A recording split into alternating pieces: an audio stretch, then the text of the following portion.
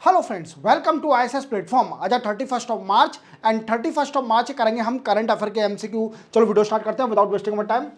First question, recently which minister has launch Sahkar taxi service model on Ola and Uber but operating under cooperative framework.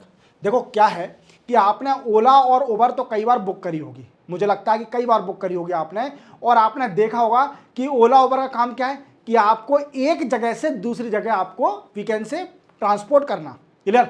Even तो क्या है कि किसमें problem क्या थी, it is a cooperative ownership. इसमें क्या था? कोऑपरेटिव ओनरशिप थी। व्हाट आई मींस, जो ड्राइवर होते हैं जो कि ओला उबर चलाते हैं, वो पैसा पूरा ओला और उबर के पास जाता था। समझ रहे हो मेरी बात को? और उसमें से कुछ पैसा इन ड्राइवरों को, इनकी जो गाड़ी है उसके हिसाब से उनको मिलता था। तो इससे क्या है, उनका लॉस हो रहा था, ड्राइवरों का लॉस हो रहा था। तो गवर्नमेंट ने सोचा कि क्यों ना हम एक खुद की ऐप खोल देते हैं ऑन द कोऑपरेटिव बेसिस, और ये अमित शाह जी ने लॉन्च करी। अब ये अमित शाह जी ने लॉन्च क्यों करी? क्योंकि ये दो मिनिस्ट्री मैनेज कर रहे हैं। एक तो ये union ministry of home affair and second है इनकी मिनिस्ट्री ऑफ कोऑपरेटिव, और it is also related to the cooperative. Clear? अब इसमें होगा क्या सर जी, ये तो बताइए। इसमें क्या होगा कि प्रॉफिट मिलेगा ज्यादा ड्राइवर को। तो ये साकर एक मोबाइल ऐप लॉन्च करी है जिसमें क्या है कि कोऑपरेटिव बेसिस पर ऑन द मॉडल ऑफ ओला और उबर के मॉडल पर ऐसी टैक्सी चलाई जाएंगी, और किस बेसिस पर? Under the operating of cooperative framework. याद रखोगे? तो इससे क्या है, ड्राइवरों को ज्यादा बेनिफिट होगा। चलते अपन आगे। Who has been appointed as the chairman of Indian bank association? क्या है, इंडियन बैंक एसोसिएशन के चेयरमैन कौन बने हैं? आप इनको तो अच्छी तरह जानते होंगे, और मुझे लगता है भारत का अगर कोई भी बच्चा तैयारी कर रहा होगा इनको अच्छी तरह जानता होगा, क्योंकि ये हैं एसबीआई के चेयरमैन। कौन है? एसबीआई के चेयरमैन, और इनका नाम है CS शेट्टी। क्या नाम है? CS शेट्टी इनका नाम है। क्लियर? अब क्या है दोस्तों, इनको IBA का भी चेयरमैन बना दिया है। क्या? इनको 28 मार्च से इनको IBA का, इंडियन बैंक एसोसिएशन का चेयरमैन भी अपॉइंट कर दिया है। अब ये IBA सर क्या है? Indian bank association. ये क्या करती है? इट रिप्रेजेंट इंडियन बैंक, जितनी भी इंडियन बैंक हैं उनको रिप्रेजेंट करती है। क्लियर? तो इसके चेयरमैन बन गए CS शेट्टी, जो कि SBI के चेयरमैन भी हैं। चलते बना के CDS general Anil Chauhan inaugurated Techkriti 2025 at which IIT college. ये पूछ रहा है कि बताइए टेक्रिटी 2025 फेस्टिवल ये कहां पर इनॉग्रेट किया है? किसने? CDS अनिल चौहान जी ने। कौन से IIT में? तो ये IIT कानपुर में हुआ है, IIT कानपुर में। अब ये क्या है? ये है एक फेस्टिवल जिसमें टेक्निकल एंड एंटरप्रेन्योरशिप फेस्टिवल। याद रखोगे? सिंपल था। चलते अपन आगे।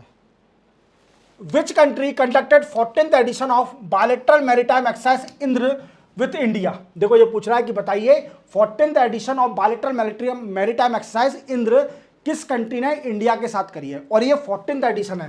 तो एग्जैक्टली 13 एडिशन और 13th एडिशन, 13 तक एडिशन हो चुके होंगे इस कंट्री के साथ। और ये सिंपल भी है, हर किसी को पता है। ये रशिया के साथ होती है मैरीटाइम एक्सरसाइज, रशिया और इंडिया दोनों साथ में करती हैं, और ये हो रही है इस बार। आई थिंक ये मार्च 28 से स्टार्ट हो चुकी है, और आई थिंक ये 4 अप्रैल तक चलेगी, 4 अप्रैल तक। और on the coast of Bay of Bengal, on the coast of Bay of Bengal में ये एक्सरसाइज होगी। अब क्वेश्चन बनता होगा कि सर ये बताइए एक्सरसाइज होती क्यों है? देखो जितनी भी ये मिलिट्री एक्सरसाइज होती है ना, इनका मेन मोटिव होता है कि अपनी एक्सपर्टीज को शेयर करना। विद अ डिफरेंट कंट्री, जिससे वो मैरीटाइम अपना सेफ रख सकें। क्लियर, ये शिपिंग है, ये पायरेट्स हो रहे हैं, इनसे बच सकें, अपने आप को सिक्योर कर सकें, कोस्टल एरिया को सिक्योर कर सकें। तो that is the main motive behind conducting the maritime exercise और द मिलिट्री एक्सरसाइज। याद रखना, चलते अपन आगे। Who has been awarded Abel Prize 2025? Very important. ये पूछ रहा है कि बताइए अबेल प्राइज 2025 किसको दिया गया है। तो ये इस बार मिला है जापान के मैथमेटिशियन है मसाकी काशिवारा। मसाकी काशिवारा ये जापान के रहने वाले हैं, जापान के मैथमेटिक्स हैं, जापानीज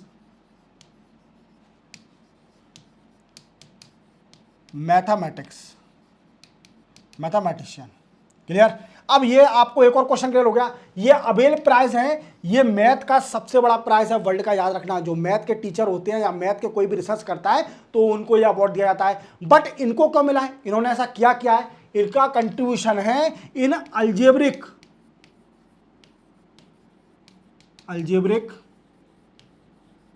एनालिसिस। किसमें? अल्जेब्रिक एनालिसिस में। आप देख पा रहे होंगे इनकी इमेज, देखो बाल कैसे हैं। ये जितने भी मैथमेटिशियन होते हैं इनके बाल ऐसे ही हो जाते हैं, क्योंकि इनको केयर ही नहीं है किसी चीज़ की।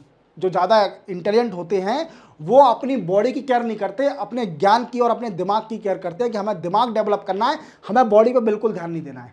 हालांकि तुम देना, अब न्यू जनरेशन के हो। Clear. What is India rank in Huron Global Rich List 2025?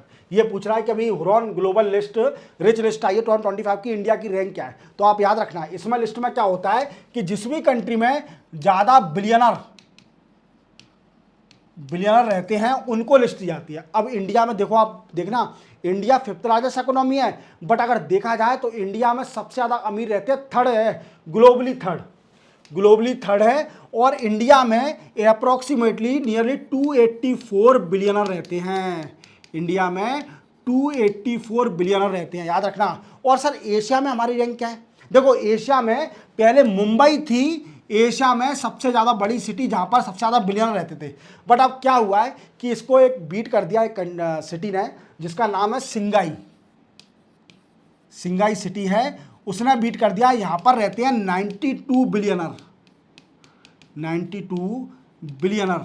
और हमारे मुंबई में अब सिर्फ रह गए हैं 90 बिलियनर। कितने? 90 बिलियनर।